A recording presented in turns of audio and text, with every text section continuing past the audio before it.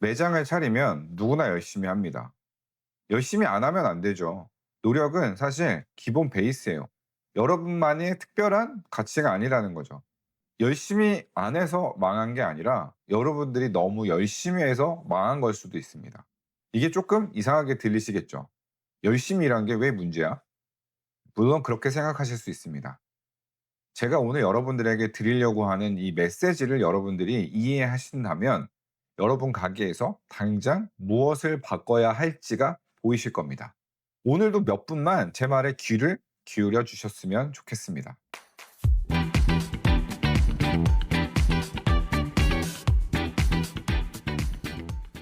안녕하세요. 43 채널의 구재윤입니다. 오늘 여러분들에게 제가 드리고 싶은 메시지는 여러분들이 현장에 갇히면 안 돼요. 이렇게 많은 사장님들이 처음에 오픈을 해서 이런저런 스킬 그리고 매장이 굴러가는 어떤 형국을 보려면 매장에 매여 있는 시간이 절대 시간이 필요합니다. 예전에 제가 장사를 시작했을 때 사업이 이렇게 안 되다 보니까 어떤 방법으로 이 매장의 이 사업을 조금 더 원활하게 끌고 갈지를 고민을 했던 적이 있었는데, 그때 국가 지원 사업을 제가 한번 찾아봤어요. 저한테 조금 필요한 것 같은 내용이 있어서 신청을 했는데, 여러 전문가분들이 이렇게 쭉 나열되어 있어서 그분들에게 어떤 컨설팅을 받는 그런 프로그램이었거든요. 연결시켜 주고, 그리고 그 연결을 통해서 국가에서 그분에게 지원금을 주고, 그분이 이 프로젝트 경영 자문을 해 주거나 어떤 컨설팅을 해 줬을 때 한 100만 원 정도의 수당을 받는 걸로 제가 기억을 합니다. 이제 신청을 해서 왔는데 이제 명함을 주셨는데 무슨 뭐 경영학 박사의 어디 학교의 타이틀이 굉장히 많았어요. 그래서 뭔가 좀 기대를 했죠. 왜냐하면 '이런 사람이 내 매장을 진단하고 어떤 솔루션을 제공해 준다면은 굉장히 많은 도움이 되겠다.'라고 생각을 하고 한두 시간 정도 이야기를 나눴던 것 같아요. 저의 문제점, 매장의 문제점, 그리고 도움받고 싶은 어떤 내용들 뭐 여러 가지를 굉장히 많이 얘기를 했었고, 그분은 메모도 하셨고 고개를 끄덕였습니다. 그리고 한 일 주일이 지났나요? 일 주일이 지나고 나서 메일이 하나 왔는데 메일 내용이 뭐 제가 오리고기 전문점을 창업을 했었잖아요. 저희 매장 이름이 이제 미덕이었는데 "미덕 생오리 전문점 경영 전략." 이렇게 제목으로 해 가지고 한 열 몇 페이지짜리 이제 보고서가 왔습니다. 근데 그 보고서를 읽어 보니까 뭐 좋은 내용이 많았어요. 뭐 오리고기 전반적인 산업에 대한 부분, 그리고 스와트 분석이라 그래서 강점과 약점 이런 부분들을 나열해 가지고 뭐 여러 가지 진단 기법을 통해서 저희 매장을 진단을 했더라고요. 근데 저는 사실 그 내용을 이렇게 한번 훑어보고 나서 고개가 갸우뚱거리더라고요. '이게 내 매장에 정말 도움이 되는 건가?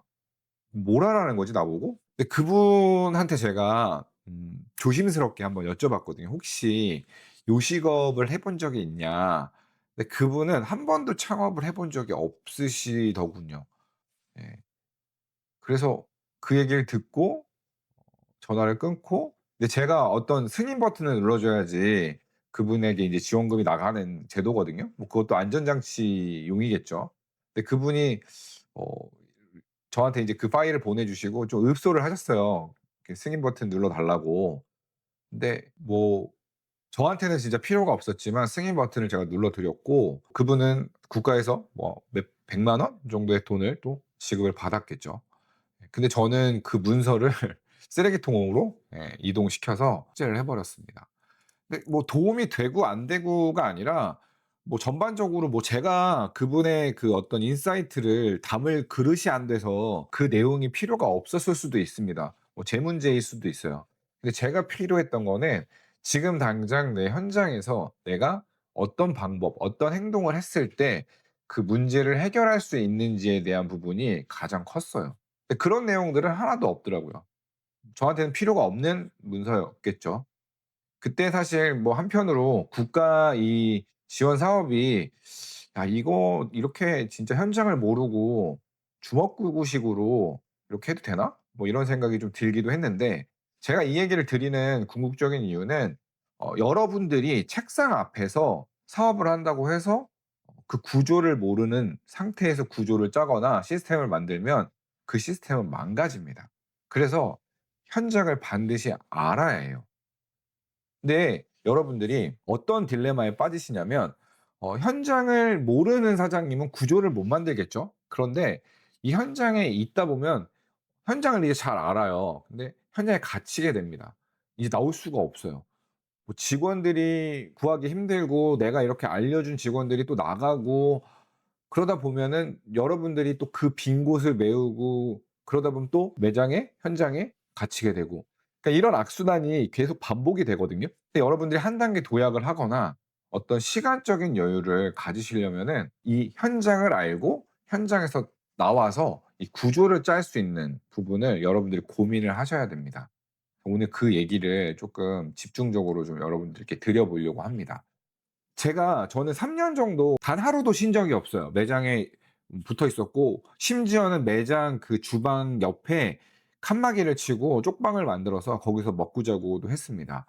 지옥 같았죠. 눈을 뜨면 매장 일을 하고 또 끝나면 또 잠을 못 자니까 또 술 한 잔 먹고 또 잠을 자고 그런 시간을 한 3년 정도를 보냈고 손님이 안 올 때는 가슴이 타들어갔고 또 손님이 너무 많으면 또 몸이 너무 힘들었고 손님이 너무 많아서 이게 인력 구조나 이 배치를 잘못하니까 직원은 10 시에 퇴근해야 돼요. 그때까지만 해도 10시 출근에 10시 퇴근 10 to 10의 그 어떤 시간 프레임이 있었는데 지금하고는 좀 다르죠. 근데 그때 직원들이 10 시에 다 퇴근을 하고 퇴근을 시키면 남은 정리, 뒷정리, 불판 닦기 이런 것까지 다 마무리하면 새벽 12 시가 넘었어요. 너무 힘들었죠. 근데 제가 포기할 수가 없었던 게 저는 전 재산을 제가 다 걸었거든요. 그러니까 제가 멈추면 저는 인제 망하는 거예요. 제가 멈출 수는 없었고 제가 다 해야 됐고. 근데 많은 사장님들이 이런 딜레마, 이런 굴레에 빠졌다라는 거죠. 근데 이게 참 안타까운 겁니다. 근데 제가 시간이 지나 보니까 그렇게 굳이 하지 않아도 내가 어떤 지식적인 부분 또 지능적인 부분으로 업그레이드가 되면 이 구조를 짜면 '가능하겠구나. 가능했었구나.'라는 사실을 이제야 깨닫는 겁니다. 현장은 반드시 알아야 됩니다. 근데 여러분들이 저의 과거처럼 현장에는 갇히지 않으셨으면 좋겠습니다. 현장을 알아야 되는 가장 궁극적인 이유는 여러분들이 아까 제가 앞서 설명드렸지만 그 책으로 배운 책상 위에서 구조를 만들면 피크 타임이나 쪼끔 바쁠 때 분명히 찢어집니다. 이게 무용지물이에요. 소용이 없어요. 현장에서 보고 내가 이 문제가 또 여러 가지 다른 상황들이 발생이 될 수 있잖아요. 그러면 또 대응하고 그런 문제를 또 보완하고 이렇게 시스템도 견고해지게 계속 보완 발전하면서 이렇게 만들어야 되는데 책상 위에서 만들면 이 피크 타임에 분명히 찢어집니다. 머리로써 구상하는 것과 현장은 좀 다르니까요. 이 접점이 맞아떨어졌을 때 여러분들의 그 어떤 매장의 시스템이 완성된다라고 여러분을 보셔야 됩니다. 당연하겠죠. 손님이 어디서 불편한지 또 직원이 어디서 막히는지 주방과 홀은 왜 부딪히는지 이런 부분들은 머릿속으로 여러분들이 아무리 시뮬레이션을 돌려도 몰라요. 현장에서 내가 피부로 느끼고 또 글로 적어내면 '아 이런 문제에서는 이렇게 처리를 할 수 있겠구나.'라는 체계도가 여러분 머릿속에 그려진다라는 겁니다. 그러면 그 체계도를 한 부분을 떼서 직원들에게 "이 파트에서 이 부분에서 이 상황에서는 너가 이렇게 대응하면 돼."라고 교육을 시키면 돼요. 제가 이렇게 말은 쉽죠. 예. 근데 여러분들이 이제 대묻겠죠. "아니 그렇게 시켜도 안 된다고." 예. 안 돼요. 예. 안 되는 거 맞습니다. 한 번 해서 되겠습니까? 저는 여러분들에게 이 얘기도 좀 드려 보고 싶은데 우리는 뭔가 현상을 보고 제가 문제점을 안고 있어요. 그러면 '아 저런 문제가 이렇게 이런 피해를 발생하겠구나.'라는 거를 인지할 수 있어요. 그쵸? 그리고 또 이게 내 문제라면 '맞아. 내가 그런 행동을 했기 때문에 이런 문제가 벌어졌어. 내가 이렇게 구조를 짜지 못했기 때문에 이런 문제가 벌어졌어.' 하고 인정하는 단계에 또 올 수 있습니다. 사람들이 이 두 단계 그러니까 인지는 쪼끔 쉽죠. '저 문제가 저렇구나.'라고 인지하는 것들은 좀 쉬운데 인정은 쪼끔 어려워요. 그게 내 문제라고 생각을 하는 사람들이 대부분 없기 때문에 다 남 탓하고 '내 문제는 아니야.'라고 이렇게 보편적으로 생각하시는 분들이 많아서 이 인정 단계까지 오는 것도 좀 힘든데 어쨌든 우여곡절 끝에 내가 인정 단계까지 왔어. 근데 더 어려운 게 있습니다. 예. 내가 이게 인정했으면 바꿔야 하잖아요, 이런 문제를. 근데 '아 바꿔야지.' 하고 마음을 먹고 그 행동을 해요. 바꾸려고 행동을 해요. 그러면 어느 순간 또 관성이 있기 때문에 옛날로 돌아갑니다. 돌아가는 궁극적인 이유 중에 하나가 했는데 당장의 결과가 안 보이는 거예요. 사실 결과라는 거는 수많은 과정을 거쳐서 나오는 거잖아요. 근데 내가 한 번 해서 이게 바뀌면 너무 좋겠죠. 직원한테 이렇게 전달했어요. 내가 SOP를 너무 멋있게 만들어서 "야 이렇게 해."라고 했는데 얘도 얘가 살아온 관성이 있어요. 그러면 이 관성을 버리고 우리 매장에 맞게끔 우리 매장에 특화되게끔 교육이라는 거를 해야 되거든요. 근데 교육은 한 번에 안 돼요. 여러분들 초, 중, 고등학교, 대학교까지 나오셨는데 여러분들 배웠던 것들 한 번에 됩니까? 제가 지금 영어 공부를 하고 있는데 지금 6 개월, 7 개월 동안 아무리 해도요. 이만큼 아니 요만큼 늘었습니다. 예. 이게 한 번에 확 올라갔으면 좋겠지만 그 세상에 그런 건 존재하지 않잖아요. 여러분들도 다 아시잖아요. 근데 그런 부분들을 너무 쉽게 간과하신다는 거죠. 저는 그거를 인고라고 부릅니다. 인고의 시간이 지나야지 결국에 완성이 되어지는 거예요. 근데 그런 부분들을 여러분들이 잘 못한다는 거죠. 인지하고 인정하고 인고하는 거.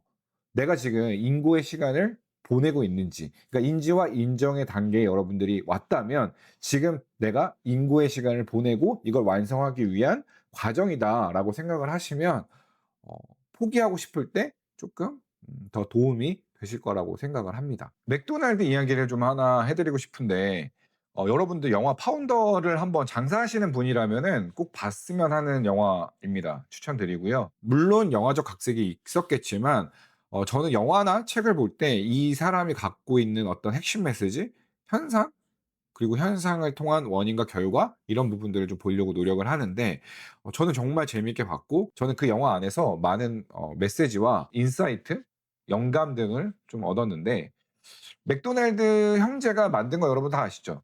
예전에 한창 유행했던 그 질문 중에 "맥도날드는 뭐 하는 회사인가요?" 라고 물어보면 뭐 "햄버거 회사? 음식 파는 레스토랑?" 뭐 이런 이렇게 답변들이 많았어요. 그 제가 질문한 건 아니고 레이 크록이라는 사람이 맥도날드를 프랜차이즈화한 사람인데 그분이 이제 어떤 그 고등학생인가? 강연에 가서 이제 물어봤던 일화가 이제 유행이 됐던 건데 여러분들은 맥도날드가 무슨 회사라고 생각을 하시나요? 레이 크록은 자기가 부동산 회사라고 이제 얘기를 했다고 하죠. 예.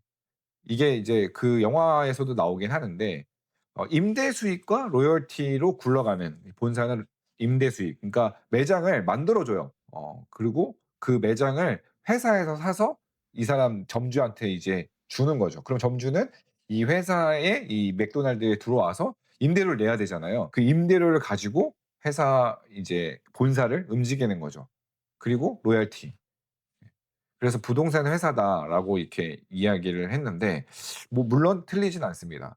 근데 그 안에서 우리가 뭐 '프랜차이즈를 할 거다.' 이렇게 거창한 계획이 있으면 이런 영감, 이런 어떤 스토리도 접목시켜 볼 필요도 있겠지만 여러분들이 단일 매장이라도 정말 많은 어떤 영감을 얻을 수 있는 부분들이 있거든요. 맥도날드 형제들이 망한 적도 있었고 근데 그렇게 가만히 보다 보니까 그 매출의 80%가 햄버거하고 그 감자튀김 그리고 쉐이크였다고 하더라고요.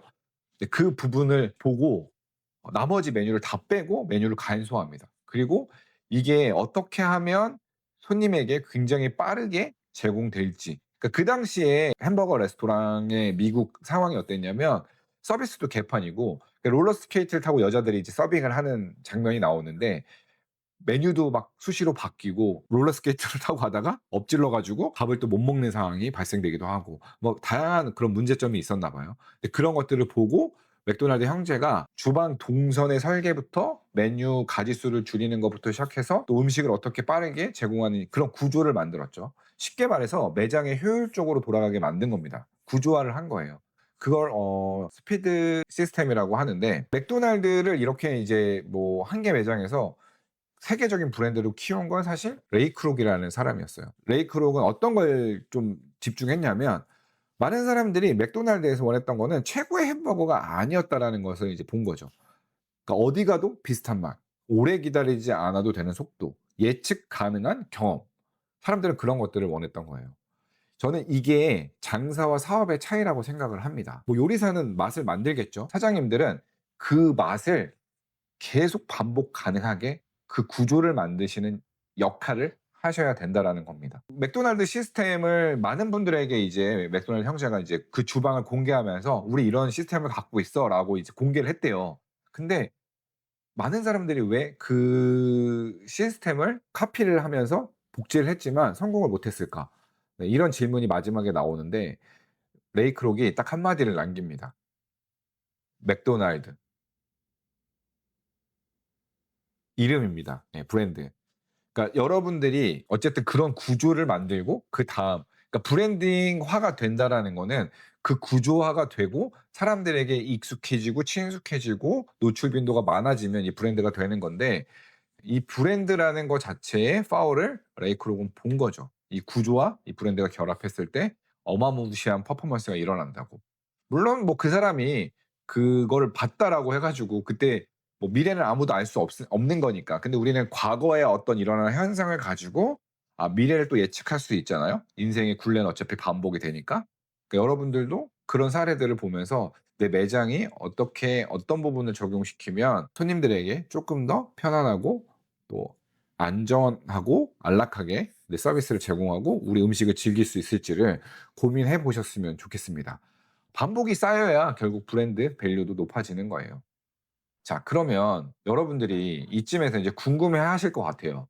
그럼 구조라는 게 도대체 뭘까요, 여러분? 거창한 게 아닙니다. 누가 만들어도 같은 맛이 나도록 레시피 기준을 정하는 거. 여러분들의 레시피 기준을 정하는 거.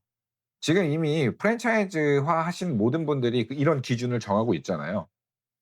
근데 여러분들이 지금 내가 어떤 매장을 오픈할 때 여러분들이 이런 기준이 좀 필요하다라는 거죠. 그리고 피크 타임에도 덜 막히는 동선 정리하는 거. 그 매장을 이렇게 딱 보면은 바쁠 때 가장 효율적으로 '내가 이 동선을 어떻게 하면 설계할 수 있을까?'라는 부분을 고민하셔야 돼요. 한 분이 제가 이런 얘기를 드렸는데 이런 질문을 받은 적이 있거든요. "저는 이미 매장을 만들었고 주방이랑 어떤 홀을 설계를 해서 구조를 더 못 바꾸는데요." 근데 제가 말하는 구조는 물리적 구조도 있지만 인간이 능동적으로 할 수 있는 구조도 있거든요. 이 능동적 구조가 뭐냐면 사람들이 이동할 수 있는 행동 패턴도 구조화시킬 수 있다라는 거죠. 예를 들어서 뭐 이런 거예요. 점심 피크 시간에 정말 간단한 얘기지만 다 누구나 지금 하고 있는 분들이 많지만 음식을 이렇게 담아 놓습니다. 반찬 같은 것들을. 그리고 손님이 올 때 밑반찬 같은 것도 바로 나갈 수 있게끔 이런 것들 이제 만들어 놓잖아요. 그런 것도 구조긴 한데 밑반찬 같은 것도 테이블에다가 어느 정도는 깔아 놓고 음식만 바로 나가서 먹을 수 있게끔 하는 것도 구조고. 그러니까 이런 생각들을 여러분들이 하셔야 된다라는 겁니다. 제가 만났던 분들 중에서는 이런 자기 매장 안에서도 자기가 할 수 있는 어떤 구조, 디테일을 좀 신경 쓰시는 분들이 매장을 좀 잘 운영했어요. 네, 이런 부분들이 아무것도 아니라고 생각을 하시지만 매출에는 정말 영향이 있습니다. 그리고 또 제일 중요한 거, 신입 직원이 들어와도 누구나 할 수 있는, 여러분들이 가장 안타까운 게 뭐냐면 직원이 그렇게 유능한 사람이 필요 있나요? 물론 유능한 사람이 필요 없어도 할 수 있는 일이 요 직업이에요, 다행히도. 근데 센스의 영역이 있죠. 그 센스의 영역을 "못 가리킨다."라고 여러분들이 단언하지 마시고요. 가리킬 수 있습니다. 주입식 교육도 있고요. 반복 교육도 있어요. 근데 우리 매장에서는 이렇게 행동을 해야 돼. 그러니까 명확한 기준이 있으면 그 기준을 직원에게 전달할 수 있겠죠. 예를 들어서 아침에 뭐 "밑반찬 세팅은 9시 반 까지 다 만료를 해야 돼."라고 만들어 놓고 여러분들이 점검하고 체크하고 안 돼 있으면 하게끔 지시하고, 뭐 이런 것들도 구조고 직원 교육의 시스템인 겁니다. 그리고 화법이 있는데 이것도 좀 뭐 어렵긴 해요. 왜 어렵냐면 쉬운데 적용시키는 게 좀 어렵다라는 거죠. 이런 질문법이 있습니다. 만약에 어떤 문제를 해결하고 싶어요, 여러분들이. 그러면 직원한테 "야, 너가 생각했을 때 이 문제를 해결하는 방법은 뭐가 있을 것 같아?" 라고 이제 역으로 물어보는 거죠.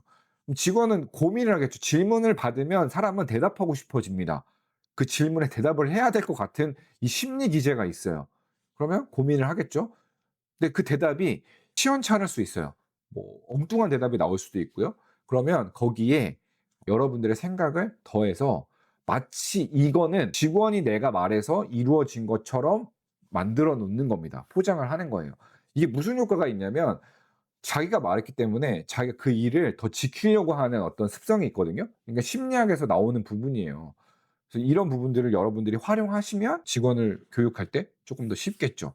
뭐 "야 너 만약에 손님이 이렇게 많은데 너가 생각하기에 가장 이상적으로 너의 행동을 줄일 수 있는 방법이 뭐가 있을까?"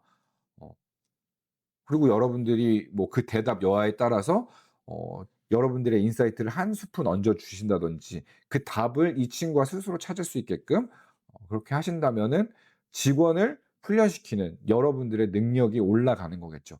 사실 한편으로 생각해 보면 여러분들의 능력도 굉장히 중요해요. 여러분들이 사장이라고 다 여러분들의 가치가 높진 않잖아요. 여러분들도 배워야 되고 여러분들도 모르는 게 있으면 또 배워야 되고 또 습득해야 되고 그걸 또 적용해야 되고 결국엔 '모든 문제는 나에서 출발한다.' 이렇게 생각을 해 주셨으면 좋겠습니다. 대부분의 문제는 직원이 게을러서 생기는 게 절대 아닙니다 여러분. 기준이 없어서 생기는 겁니다. 알아서 잘해 줘? 알아서 잘해서 센스가 있는 사람들은 잘하겠지만 대부분의 사람들은 센스가 없다. 그리고 눈치 본다. 내가 이 일을 했을 때 '이게 나한테 도움이 될까? 아니면 이 매장에 도움이 될까? 에이 하지 말지. 안 하는 게 낫지.'라고 생각을 하고 멈춰 버린다는 겁니다. 내가 사람을 탓하기 전에 기준을 만들었는지를 먼저 고민을 하시고요. 그리고 직원이 문제가 아니라 '시스템이 없었던 걸 수도 있겠구나.'라고 생각을 하셨으면 좋겠습니다. 조금 전에도 말씀을 드렸지만 저는 이 과정을 인지, 인정, 인고라고 부릅니다. 변화는 이렇게 했다고 끝나는 게 아닙니다. 여러분 다 아시잖아요. 반복을 통해야 비로소 내 것이 됩니다. 마지막 질문을 하나 드리고 여러분 이 영상을 이제 마무리하려고 하는데요. 내가 없어도 돌아가게 하려면 무엇을 어떻게 해야 하지? 이 질문 하나가요. 사장님을 노동자에서 설계자로 바꿔줍니다. 여러분, 사장님은 모든 일을 직접 다 하는 사람이 아닙니다. 사장님은요, 일을 반복되도록 구조를 만드는 사람입니다. 그래서 제가 다음 영상부터는 이제 직원 관리를 어떻게 해야 되는지 구체적인 내용들을 한번 다뤄보려고 하는데요. 제 영상은 제가 지난번에도 말씀드렸지만 제 브런치하고 연계되어 있어요. 제 브런치에 장사 관련 글을 연재하고 있고요. 이 글이 모아서 책으로 출간이 될 겁니다. 13년의 인사이트가 다 녹아져 있기 때문에 꾹꾹 눌러 담았기 때문에 여러분들에게 분명히 도움이 되실 겁니다. 정말 좋다라는 피드백을 계속 많이 받고 있어요. 여러분들한테도 분명히 도움이 되실 거라고 생각을 하니까요. 영상과 더불어 그리고 제 브런치 오셔가지고 글도 한번 읽어보셨으면 좋겠습니다. 구독과 좋아요, 이 채널을 만들어가는 가장 큰 힘입니다. 영상 시청해주셔서 대단히 감사드리고요. 저는 지금까지 43채널 장사를 사업으로 바꾸는 사람 구재훈이었습니다. 감사합니다.